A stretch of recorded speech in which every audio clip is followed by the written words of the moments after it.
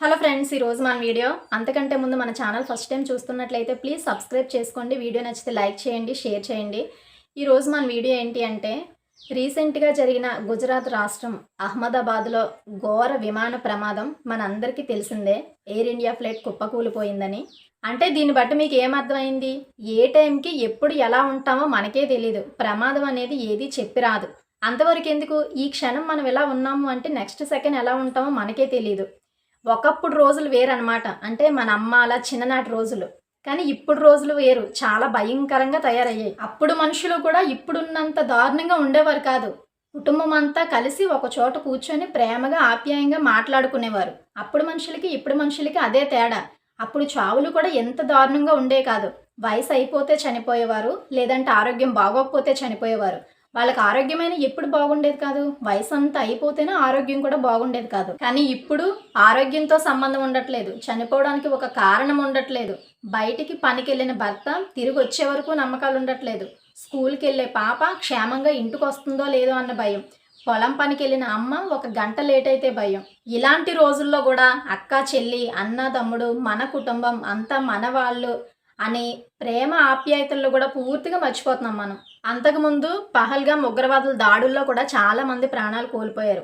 మొన్నటికి మొన్న విమాన ప్రమాదం 241 మంది ప్రాణాలు కోల్పోయారు.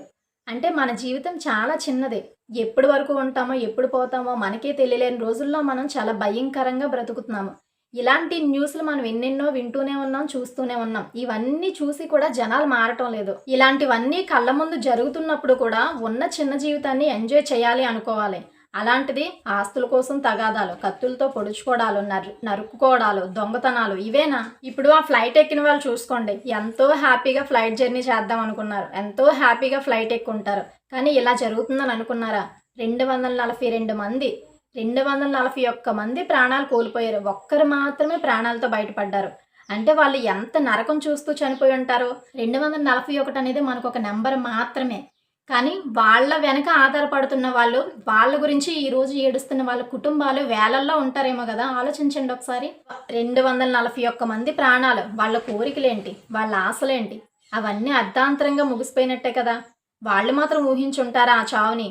ఆ టైంలో వాళ్ళ లైఫ్ గురించి ఏమేమి ఊహించుకున్నారు? అంటే మృత్యు అనేది ఏ సైడ్ నుంచి ఎలా వస్తుందో మనకే తెలియదు, మనమే ఊహించలేం. అలా కాకుండా ఎటో వెళ్తున్న ఫ్లైట్ వచ్చి మెడికల్ కాలేజ్ మీద పడడం ఏంటి? హ్యాపీగా ఉన్న స్టూడెంట్స్ ప్రాణాలు కోల్పోవడం ఏంటి? వాళ్ళ కోరికలు, వాళ్ళ ఆశలు మనకి తెలిసిందేంటి? మంచిగా చదువుకొని జాబ్ తెచ్చుకొని లైఫ్లో బాగా సెటిల్ అవ్వాలి అని అనుకోవడం. కానీ వాళ్ళ మనసులో ఏం ఊహించుకున్నారో, వాళ్ళ లైఫ్ని ఎలా డిజైన్ చేసుకున్నారో మనకు తెలియదు కదా. అంటే అవన్నీ ముగిసిపోయినట్టే కదా.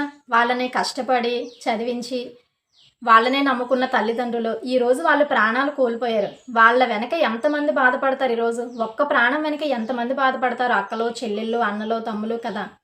అంటే ఇలాంటి చావులన్నీ మనం చూస్తున్నాం అనమాట. దీనికోసమేనా ఇదంతా అనిపిస్తుంది.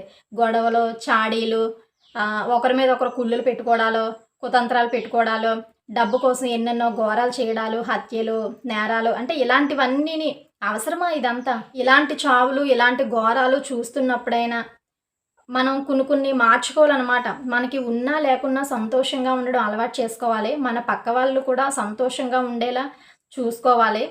మన చిన్న జీవితాన్ని వృధా చేయొద్దు. అంటే కష్టపడొద్దు, సంపాదించొద్దని కాదు దీని అర్థం. మనం ఎంతో కొంత సంపాదించకపోయినా జీవితంలో సంతోషంగా అయితే ఉండలేము. మనం ఎంతైతే సంపాదిస్తామో అందులో కొంచెమైనా సంతోషంగా ఉండడానికి ప్రయత్నిద్దాం. దీన్ని బట్టి మనం అర్థం చేసుకోవాల్సింది ఒకటే, మన జీవితంలో ఏది శాశ్వతం కాదు.